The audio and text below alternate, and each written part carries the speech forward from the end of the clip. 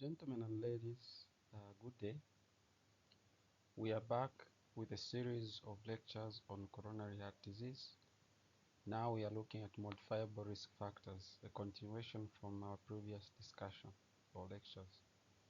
For modifiable risk factors, we are talking about a number of factors that can be altered to reduce the risk of developing coronary heart disease.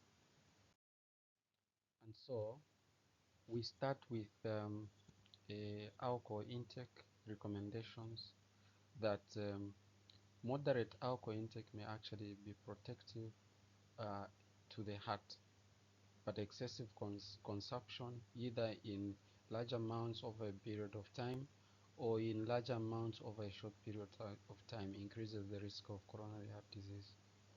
So it is important as a pharmacy personnel in community pharmacy to know the recommendations in terms of the limits that less than 21 units of alcohol per week is actually the recommended, and someone can actually work on reducing this even further, or less than 3 units of alcohol per day is actually recommended. So you can work with your patients in ensuring that they can go as low as they can get.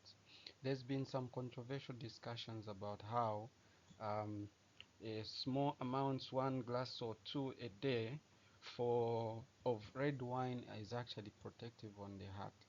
There are no there are only observational studies that are available.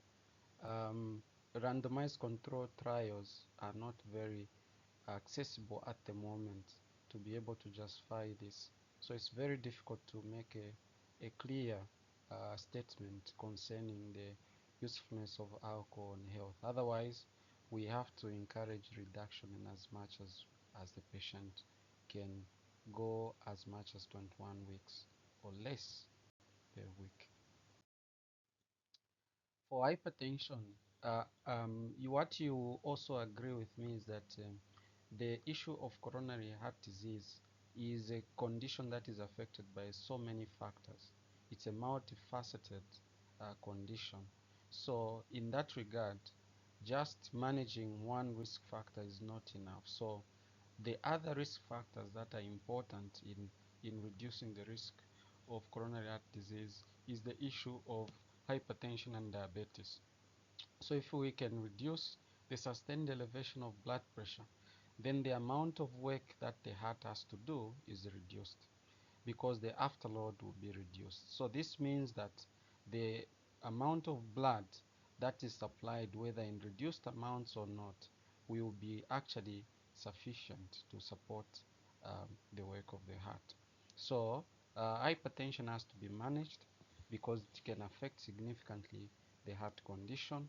So regular checkups is to ensure that blood levels of pressure are reduced to as close as possible to 130 over 80 millimeters of mercury. Now, this is a realistic target. Otherwise, targeting 120 over 70 millimeters of mercury is not realistic, especially that these conditions are more common in the aged. Then, for diabetes, sudden aggressive reduction of sugar levels is not encouraged. What is encouraged is to maintain normal sugar levels as close as possible to normal over a longer period of time, and glycated hemoglobin is assessed and should be at less than 7 um, level, and this also is a realistic target. Medication adherence to the management of hypertension and diabetes then becomes crucial. For cholesterol and lipid profile management, there is a lot of talk about cholesterol, that it should be less than 3 millimoles per liter, but I think it is also encouraged that really the target should be total cholesterol should be less than 5 millimole per liter of blood. And so lifestyle modifications are crucial in this case to limit how much cholesterol containing foods are taken to reduce the chances of increasing high levels of cholesterol and increase the incidence or the risk of coronary heart disease in the patient.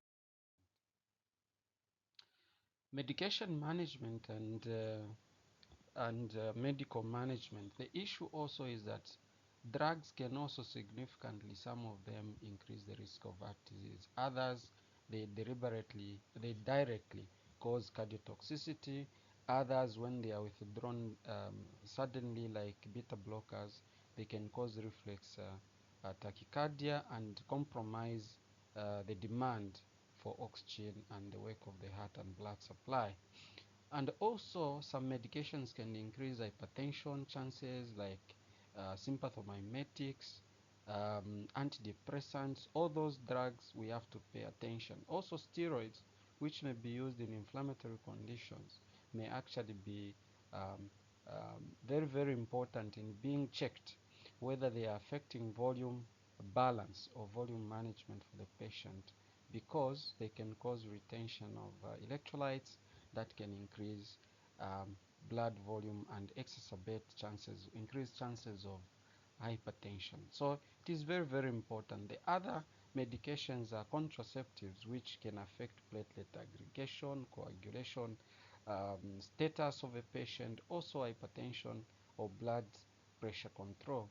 So patients have to be assessed. Again, the emphasis is when you have a chance and you see that there are risks in this patient, assess them and encourage them to assess their blood pressure, their blood glucose, their lipid profile, and all these things that can actually hamper negatively on their heart